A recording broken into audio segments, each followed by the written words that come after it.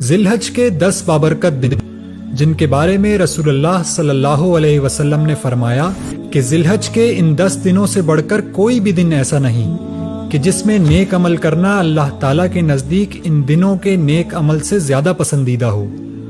لوگوں نے پوچھا کہ اللہ کے رسول، کیا اللہ کے راستے میں جہاد کرنا بھی نہیں؟ آپ نے فرمایا، اللہ کے راستے میں جہاد کرنا بھی اتنا پسند نہیں سوائے اس شخص کے جو اپنی جان اور مال لے کر نکلے اور پھر لوٹ کر نہ آئے۔ اس حدیث کو سننے کے بعد ہمیں نیک اعمال کے لیے کمر کس لینی چاہیے۔ آئیے ان 10 دنوں میں روزے رکھیں، صدقہ کریں، اللہ کا ذکر، دعاؤں اور نوافل کا اہتمام کریں، قرآن کی تلاوت کریں، اللہ کی مخلوق پر احسان کریں، بھلائی کے کاموں میں تعاون کریں، برائی کو پھیلنے سے روکنے میں حصہ ڈالیں اور ہر وہ عمل کریں جو اللہ سے ہمیں قریب تر کر دے۔ ان 10 دنوں میں خاص طور پر چند اعمال کا ہمیں اہتمام کرنا چاہیے۔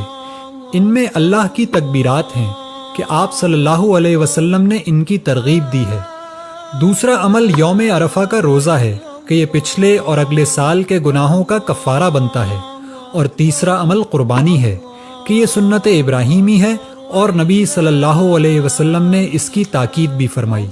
جبکہ ان ایام میں جن کاموں سے رکنا ہے، ان میں حرام کاموں کے علاوہ ناخن اور بالوں کو کاٹنا ہے کہ آپ صلی اللہ علیہ وسلم نے قربانی کرنے والوں کو اس سے منع فرمایا۔